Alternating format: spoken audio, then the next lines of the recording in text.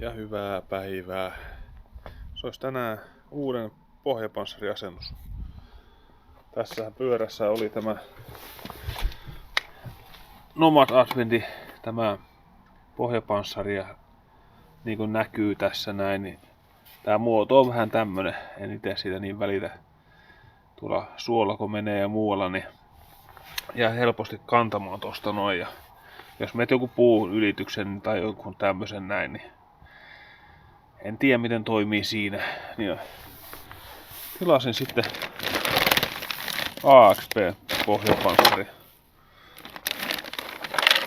Niin lähdetään asentelemaan ja katsotaan mitä sieltä löytyy sisältä. Tervetuloa mukaan tälle videolle. Tämähän on valmistettu 8 millinen muovi, niin pitäisi olla suht kestävä materiaali. Tässä on toi linkun suoja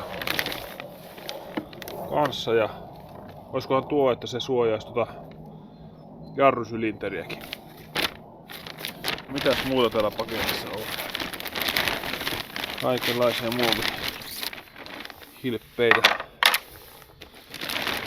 Joo. Tarra.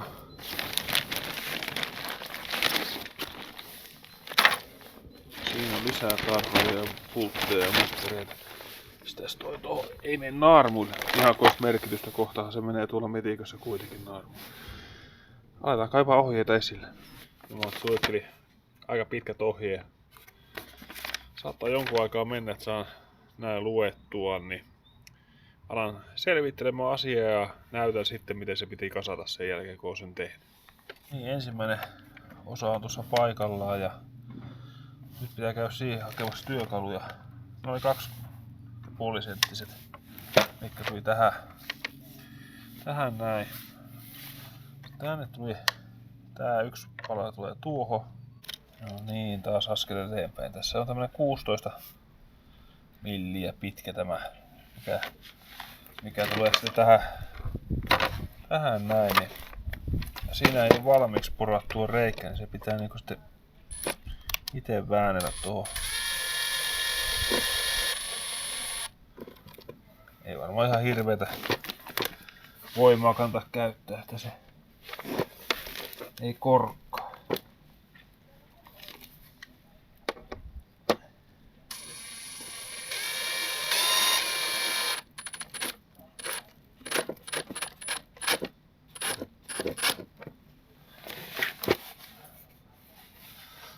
On tietenkin hyvä saada tuohon tasaisesti. Tuo meni, tuo vielä vähän kantaa.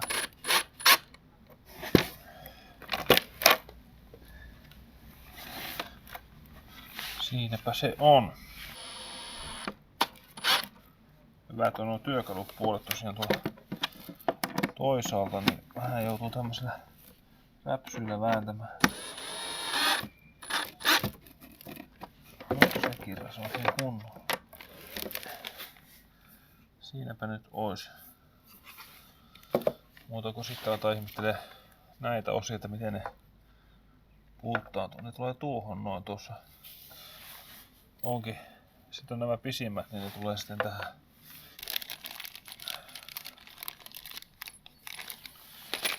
Joo, tosiaan tässä oli, että pitää ottaa huomioon just, että tää työstetty puoli tulee ulospäin.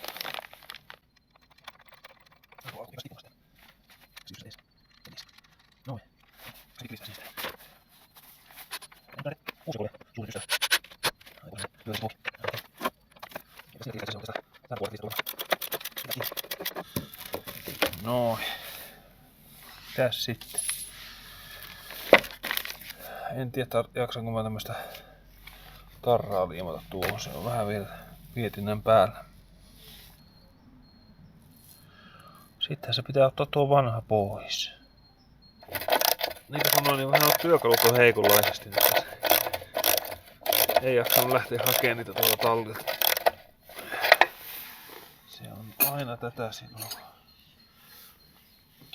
Yrittää päästä vähän helpolla, mutta todellisuus on se, että ei pääse helpolla.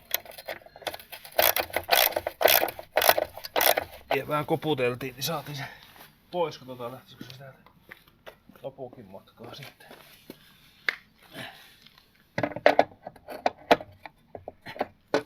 Jaa, aika tiukkaa. Kyllä se ei oo helppoa, ei. Mites tää on tässä vieläkin kiinni?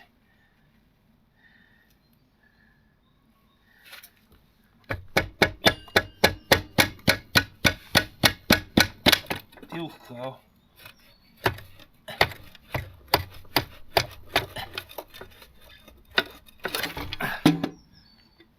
Joo. Tässäpä se nomadi pohjapanssari oli. Jos jollain on tällaiselle tarvetta, niin pistäkää viestiä, niin tämän tästä myisin kyllä pois, ettei jää tuonne haitoille, mutta tää pitäisi olla avattava ja tänne sitten saa vähän eturengasta tai mitä haluaa työkaluja. Varmasti hyvä tommoselle oikealle adventure-reissulle, missä ei rymytä, niin siihen varmasti todella hyvä pohjapanssari. Mut joo. Onhan siellä likaa tuolla. Pitäisi jaksaa pestä, mutta eipä sitä nyt tai ei jaksaa. Ei lue tosta pultista mitään. Siis tästä näin, minkä pitäisi mennä läpi, mutta ymmärtäisin, että tuossa kuitenkin on tommoset paikat, mihin se kuuluu tulla, niin tässä on oikein muuta järkevää paikkaa niille oo. Tuonne tulee toi. Otetaan 2 specialiruuvia.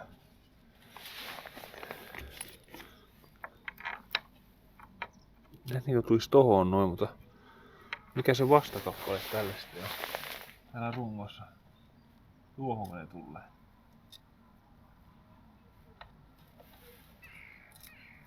Joo.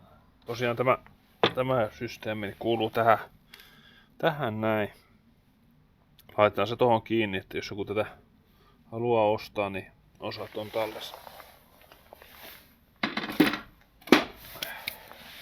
Ja tässä on tää, mikä siihen kuuluu oikeesti, eli alkuperäinen pultti.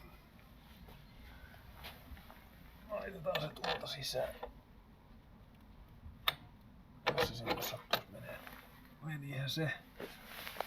Tää tulee tohon noin.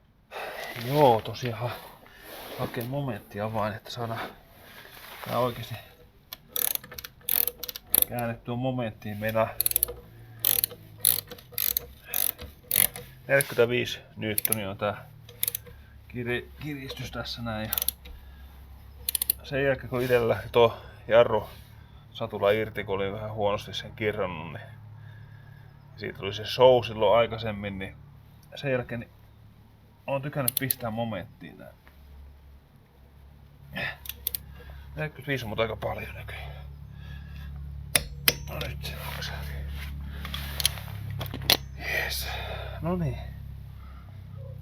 Onneksi tuota edellisen omistajan laatikosta löytyi tuo alkuperäinen pultti tuo.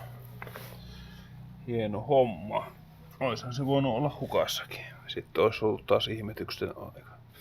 Mutta nythän me sitten aletaan pistämään tätä näin paikalleen. Tällä puolella tähän on tehty tää jarrusylinterin suoja. Ja tosiaan nyt tää pultti on tässä kiinni. Niin ei se mene tuohon. Tuossa tuli mukana tähän semmonen korvaava pultti sitten, mikä laitetaan, että se mahtuu näiden molempien välistä. Niin tämä pitää nyt irrottaa, niin sitten me saadaan toi panssari siihen paikalle. Pikkusen se vaati taivuttelua, mutta meni ja nyt mä lukitsin tuolla erikoisruuvilla niin tuon etupää jo kiinni, että se ei pääse sieltä pois. Niin nyt sitten tähän tämä tulee niin kuin näin, tähän näin. Tässä oli mukana yksi tämmönen isompi. Niin se tulee tuohon ja sitten lukkomutterilla kiinni tuo jarrusylinteri. No, mä sanoisin, että tässä nyt vielä voisi olla tämä läppä niin kuin tosiaan tänne asti. niin tämä paniopultti ei sitten ottaisi osumaan. Mutta nyt se on tommonen kuin se on, ei voi mitään. Tähän saa erikseen tilattua semmosen vaikka alumiinista tehdy läpä jos haluaa. Ei mulla kyllä koskaan tuo hajonnut, ei sen puolella. No niin, se on sitten laitettu, niin sitten vielä nämä kahdeksikkoon tämä.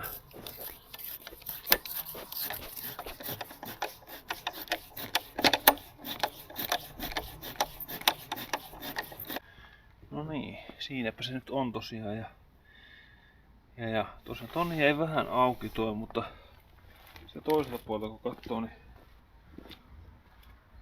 täällä näin, niin tää on kyllä ihan kiinni tässä näin, että vaikea sanoa mistä johtuu tommonen heitto. Toki tämähän on tällainen, että en tiedä kuinka tarkasti he mittailee näitä heittoja, että kun nämä on liimattu erilaisista osista kasaan, niin voihan niissä aina olla jotain pientä heittoa sitten. Mutta tällainen sitä pyörästä nyt tuli tällä pohjapanssarilla. On se ainakin mun mielestä sen näköinen, että se pääsee puun rungon ylittä paljon paremmin kuin ennen. Ei mitään. Lähdetään tästä katselemaan ja testaamaan huomenna tätä ja annetaan sitten arvosana sen jälkeen. Oi vitsi kun heilu.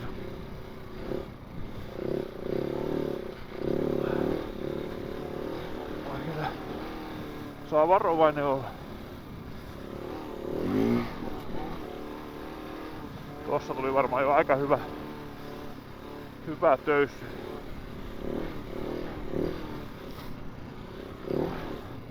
Ei tää ihan turkea pehmeä ookaan, koska tässä on satanut vähän se. Tuolla alla näyttää olevan kovaakin. Ai että. Ei oo. Oh. Töyssyä. Oi saatana. Kato kun meni tänne ihan mihin sattuu.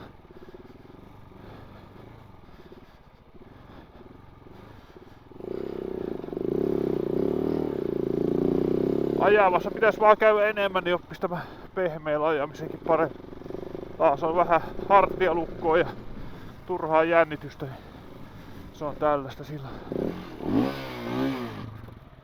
No perkele. Tähän asti vielä on hyvä. Se voi loppua hyvin nopeasti. Ei loppunut vielä, täältä pääsee vielä.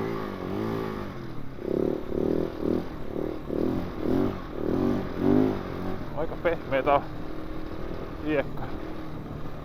Siinä mielessä hyvä, että on pehmeitä hiekkaa, niin tietää ainakin, että ei jää jumiin.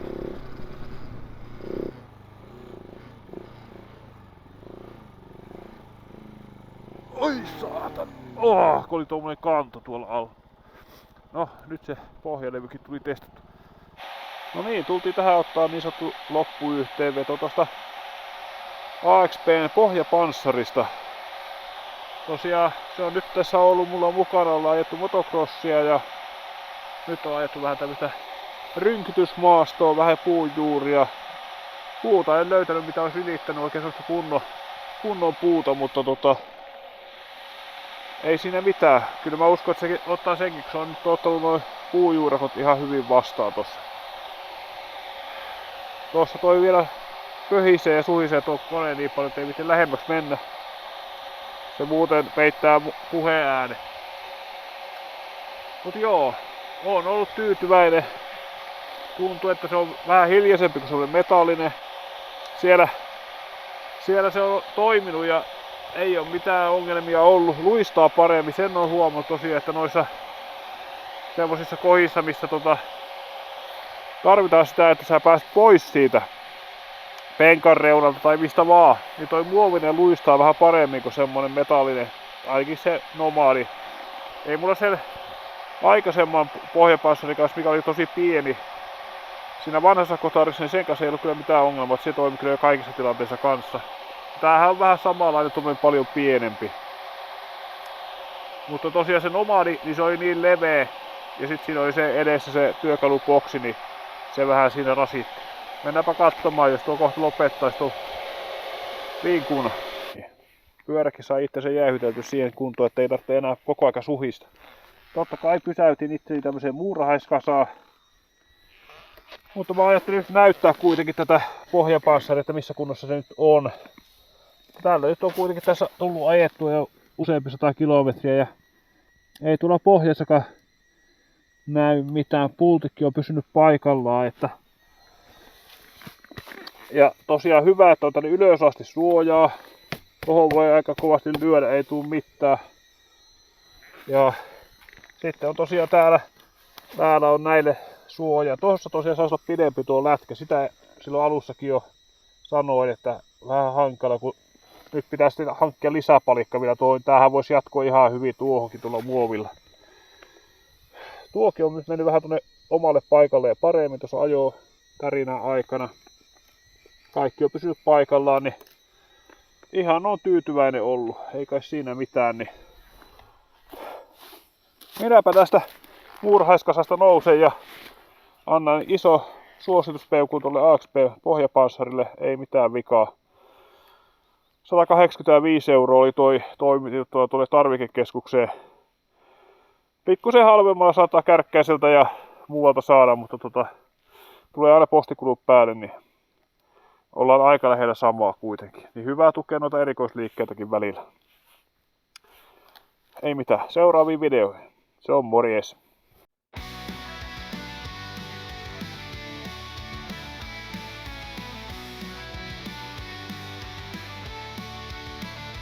Moottori herää, sydän lyö, polkea hiekkatien seikkailu kutsuu KTM.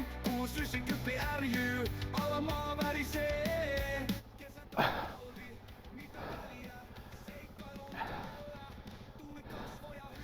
Kuka keksi seikkailua moottori?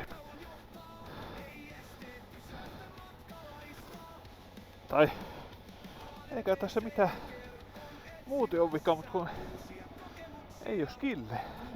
DVC-kel, pyörän se käynnistää ja pihalta pois ajaa.